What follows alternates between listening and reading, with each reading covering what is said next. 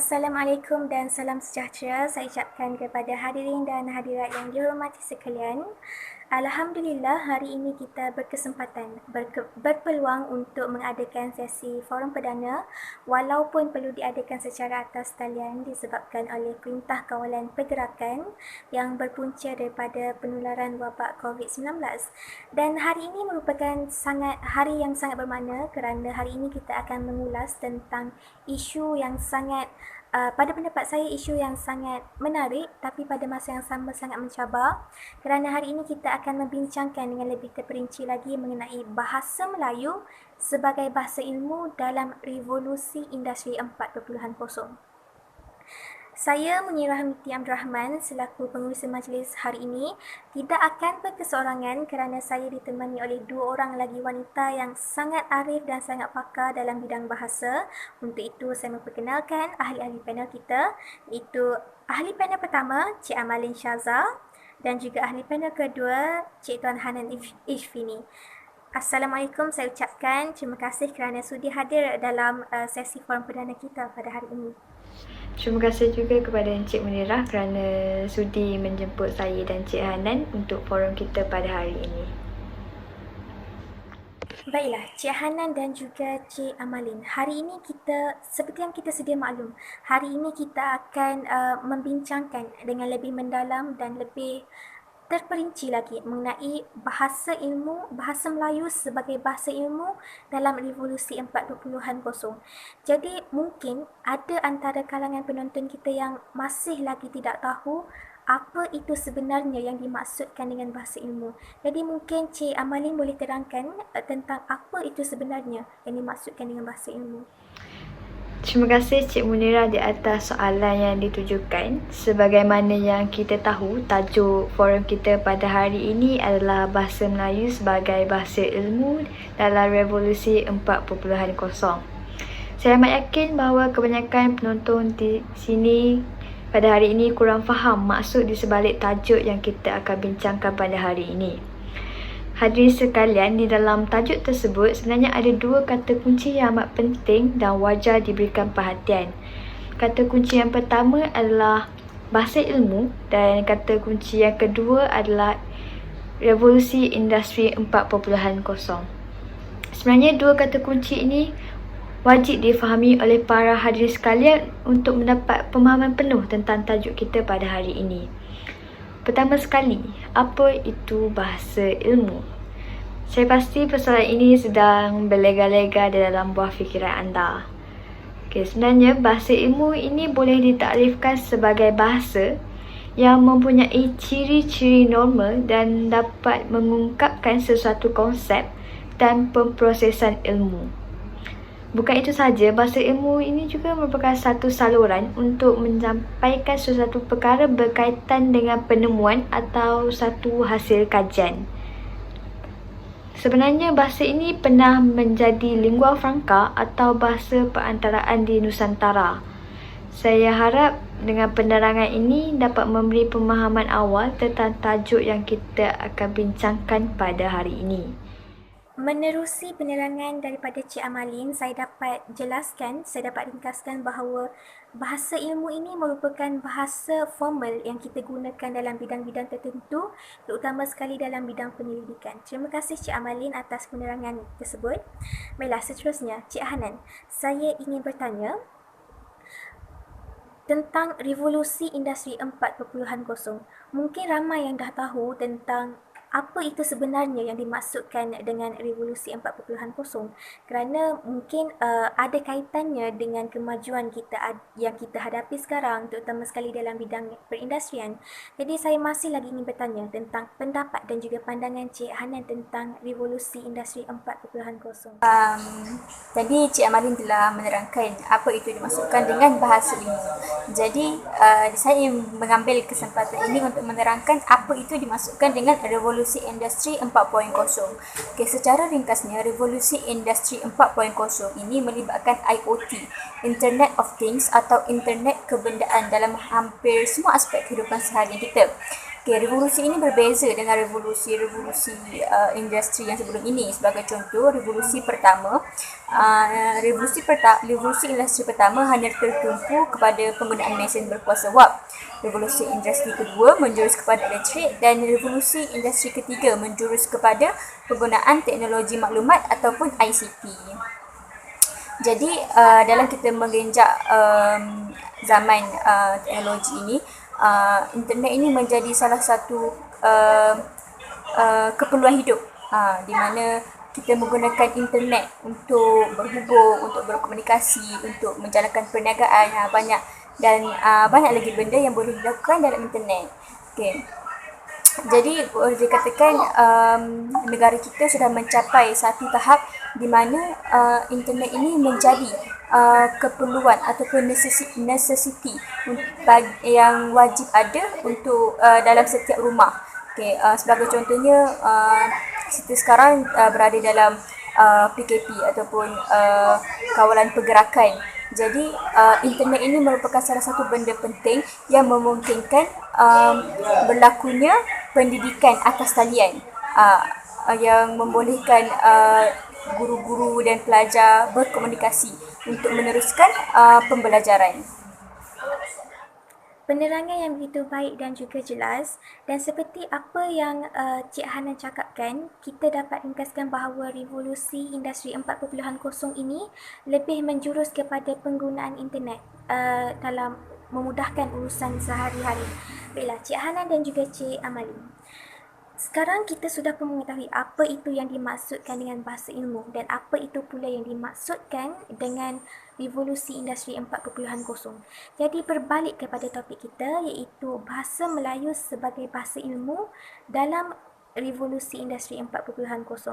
Saya teringat yang saya pernah dengar bahawa ramai masyarakat kita yang beranggapan bahawa bahasa Melayu ini tidak lagi relevan dengan kehendak zaman sekarang kalau nak dibandingkan dengan fungsi bahasa Melayu ketika zaman kegemilangan Melayu Melaka.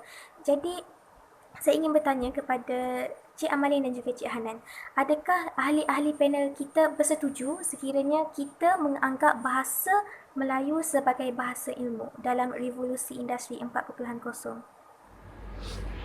Baiklah Cik Munirah, untuk menjawab persoalan anda, pada pendapat saya, bahasa Melayu ni masih lagi relevan untuk digunakan dalam revolusi industri 4.0.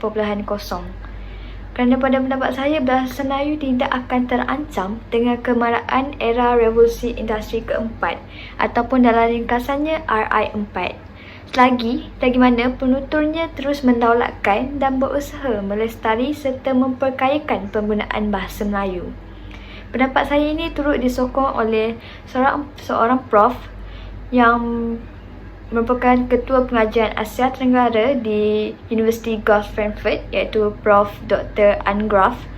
Beliau berkata bahawa beliau sangat optimis bahawa bahasa Melayu akan kekal relevan dan menjadi lebih penting dalam era RI4.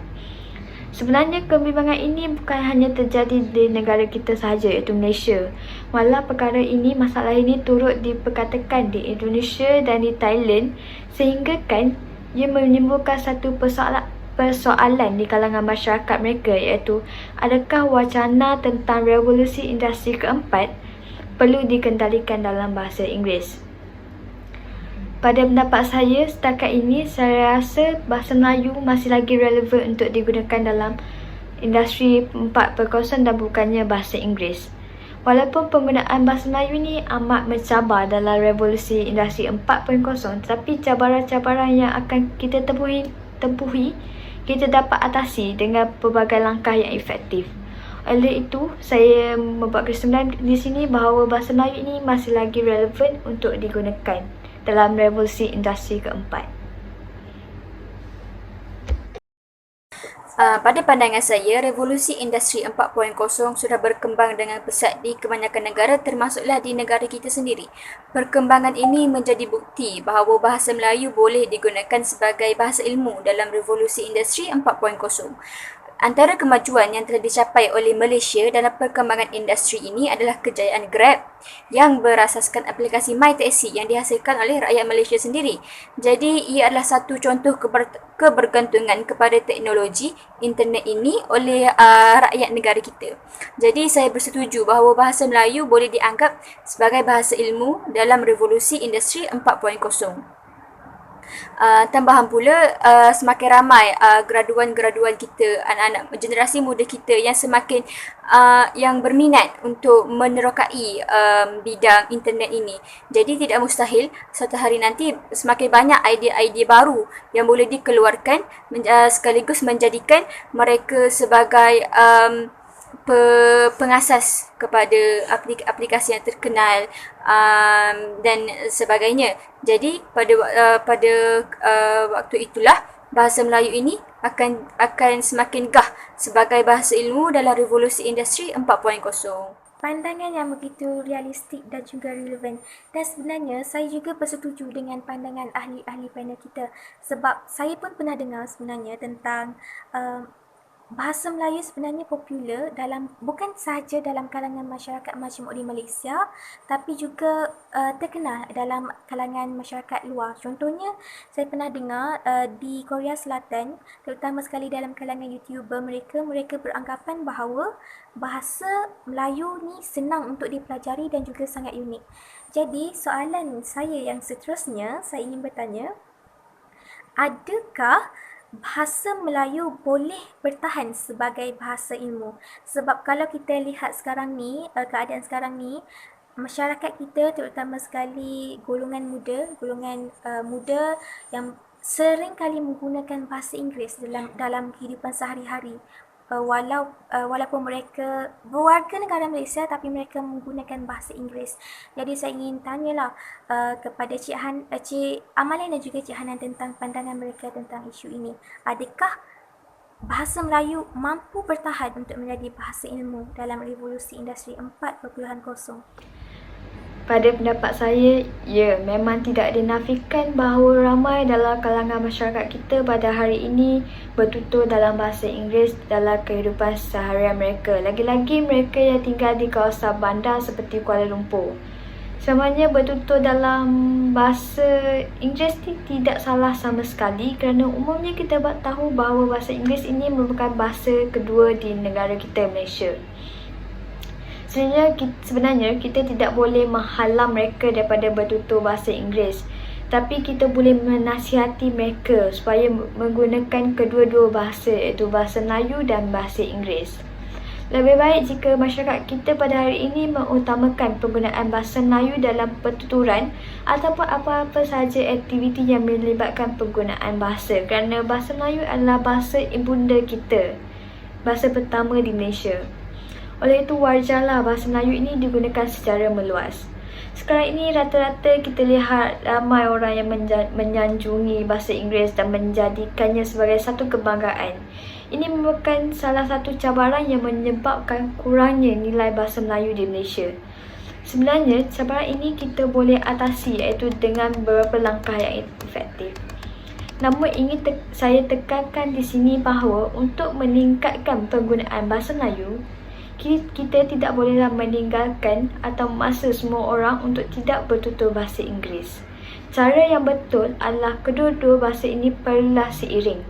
Seiring di sini bermaksud di mana kita perlulah memartabatkan bahasa Melayu dan memantapkan bahasa Inggeris. Bukannya kita memartabatkan bahasa Melayu dan terus meninggalkan bahasa Inggeris. Cara itu adalah salah sama sekali. Kesimpulan yang saya boleh buat di sini adalah, ya, sebenarnya bahasa Inggeris ini menggugat kedudukan bahasa Melayu di Malaysia. Tetapi kita boleh atasi cabaran ini dengan memantabatkan lagi bahasa Melayu kita dengan melakukan apa-apa langkah yang boleh meningkatkan penggunaan bahasa Melayu. Pada pandangan saya, tidak dapat dinafikan bahawa bahasa Melayu sukar untuk bertahan sebagai bahasa ilmu dalam revolusi industri 4.0. Lihat saja sikap masyarakat kita terhadap bahasa kebangsaan mereka. Mereka lebih berbangga untuk berkomunikasi menggunakan bahasa asing berbanding bahasa Melayu. Terutama sekali generasi-generasi muda. Di laman media sosial seperti Twitter dan Instagram, mereka lebih selesa menggunakan bahasa Inggeris. Kelakuan mereka ini seolah-olah ingin mengatakan bahawa dengan berkomunikasi menggunakan bahasa Inggeris, hujah mereka ataupun apa yang ingin mereka perkatakan kedengaran lebih mudah, lebih jelas untuk dipercayai dan lebih kukuh hujahnya berbanding menggunakan bahasa kebangsaan sendiri. Kita juga dapat lihat selebriti yang bangga memuat naik video mereka melatih anak-anak mereka berbahasa Inggeris dan netizen yang tidak kurang galak memuji. Jadi bukanlah ingin dikatakan bahawa kelakuan ini adalah salah, tetapi kelakuan ini seolah-olah mereka meletakkan kepentingan terhadap kepentingan bahasa asing berbanding bahasa Melayu itu sendiri. Jadi kelakuan mereka ini seolah-olah ingin mengatakan bahawa bahasa Inggeris lebih sesuai untuk diajar kepada anak-anak mereka semenjak kecil lagi berbanding bahasa Melayu. Walau bagaimanapun, kehebatan bahasa Melayu sudah terbukti dari dahulu lagi, memandangkan umum mengetahui bahasa kebangsaan kita pernah dikenali sebagai bahasa lingua franca suatu ketika dahulu.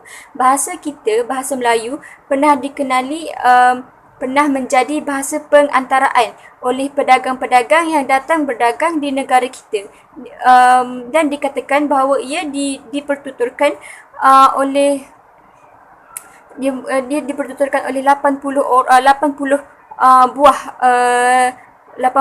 buah negara yang datang berdagang ke negara kita. Jadi mustahil bahasa kebangsaan ini yang pernah menjadi suatu kebanggaan kita boleh dilupakan begitu sahaja. Tambahan pula, jika kita terus menggunakan bahasa asing dalam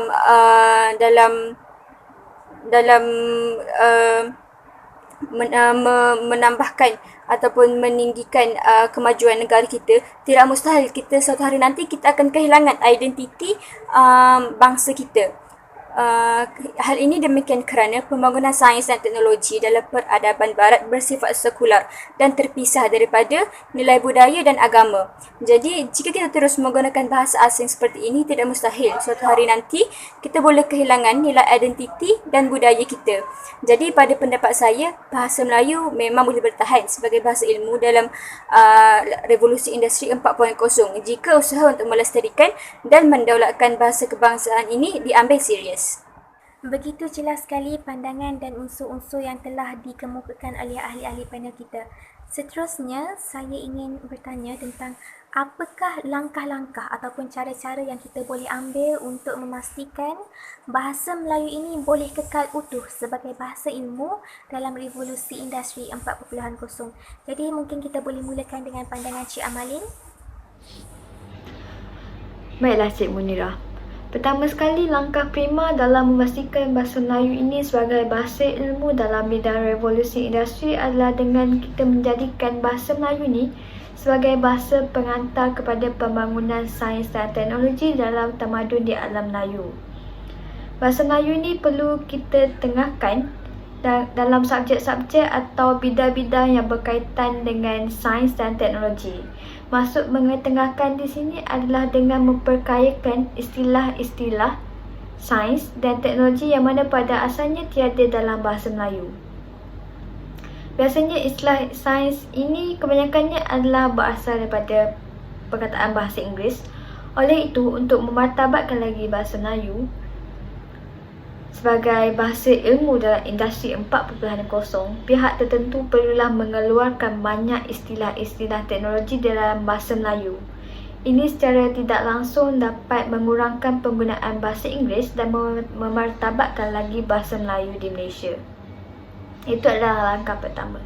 Langkah kedua yang kita boleh buat adalah dengan menambah khazanah ilmu bahasa Melayu melalui penerbitan makalah, jurnal serta buku-buku yang sesuai dengan era industri.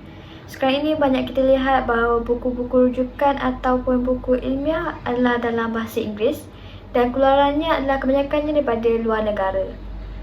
Salah satu cara untuk kita menghadapi cabaran ini adalah Dengan para penerbit perlu menerbitkan buku berkenaan dengan industri ataupun apa-apa yang berkaitan dengan sains dan teknologi ini dalam bahasa Melayu, kerana ia amat memberi banyak kebaikan kepada semua pihak. Salah satu pihak yang akan dapat kebaikannya adalah para pelajar, kerana ia membantu para pelajar di universiti untuk memahami tajuk, kerana ia adalah dalam bahasa Melayu. Kemudian para pakar dalam industri perlulah berganding bahu untuk melaksanakan langkah ini, iaitu dengan membantu dalam mengeluarkan buku-buku ilmiah dalam bahasa Melayu.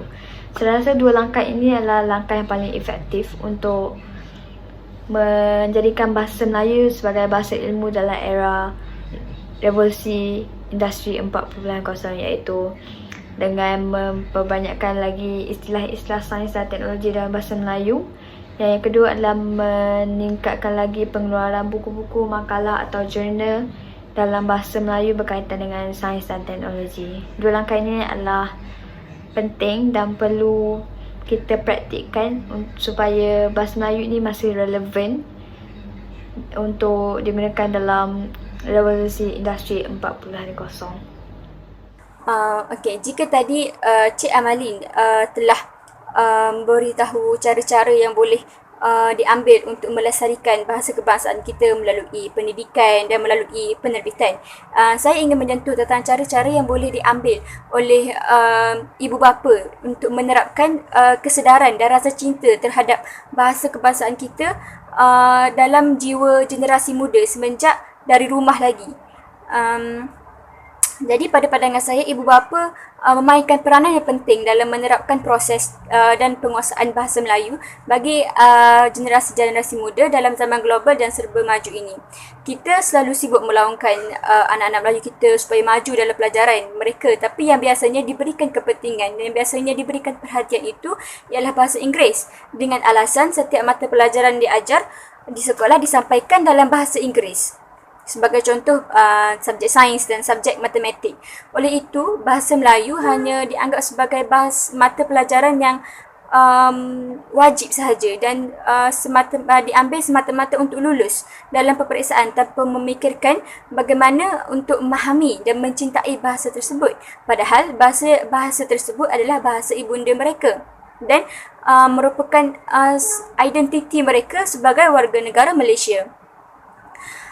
Selain itu, ibu bapa perlu biasakan bertutur dengan bayi yang sudah boleh memberi respon dengan berbahasa Melayu. Kita biasanya akan mendengar ibu bapa biasanya selalu mengagah-agah anak mereka menggunakan bahasa Inggeris. Malah sekecil-kecil perkara seperti nama panggilan kepada ibu bapa seperti ayah dan ibu, mereka lebih gemar menggunakan gelaran seperti daddy, mami. Jadi perkara yang kita nampak kecil ini sebenarnya memberi impak kepada mereka apabila mereka menginjak dewasa nanti. Jadi dari peringkat awal inilah ibu bapa perlu memainkan peranan mereka. Seterusnya, ibu bapa perlu menggunakan peluang mendidik dan menggalakkan anak-anak mereka ini menggunakan bahasa Melayu melalui pembacaan dan juga melalui bahan-bahan tontonan di televisyen. Jangan biarkan anak-anak remaja kita berkata kepada apabila diminta untuk memberi ucapan ataupun memberi pendapat. Jangan biarkan mereka berkata, maaflah bahasa Melayu saya tidak bagus, saya tidak lancar. Jadi kita tidak mahu perkara sebegini terjadi dalam generasi muda kita. Oleh itu, pada pandangan saya, ibu bapa memainkan peranan yang penting dalam memastikan kelestarian bahasa Melayu sebagai bahasa ilmu dalam revolusi industri 4.0. Terima kasih yang tak hingga diucapkan kepada ahli-ahli panel kita di atas pandangan dan juga idea yang begitu bernas. Nampaknya hari ini forum kita telah pun sampai ke penghujungnya dan melalui perbincangan yang telah dibuat saya dapat rumuskan bahawa benarlah bahasa Melayu boleh berfungsi sebagai bahasa ilmu dalam revolusi 4.0. Walaupun mungkin ada cabaran-cabaran yang tertentu, tapi insya-Allah langkah-langkah yang telah dikemukakan mampu menjadikan bahasa Melayu bertahan kekal utuh sebagai bahasa ilmu dalam revolusi 4.0. Untuk itu saya ingin mengucapkan ribuan terima kasih kepada ahli-ahli panel kita kerana sudi meluangkan masa untuk melakukan forum ini, untuk melakukan perbincangan ini. Jadi sebelum saya mengakhiri perbincangan ini, izinkan saya untuk melafazkan ungkapan serangkap pantun. Tuai padi antara masak, esok jangan layu-layuan. Intai kami antara nampak, esok jangan rindu-rinduan. Maka dengan itu berakhirlah sudah forum perdana kita pada hari ini. Sekian, wabillahi taufiq wal hidayah. Assalamualaikum warahmatullahi wabarakatuh dan terima kasih.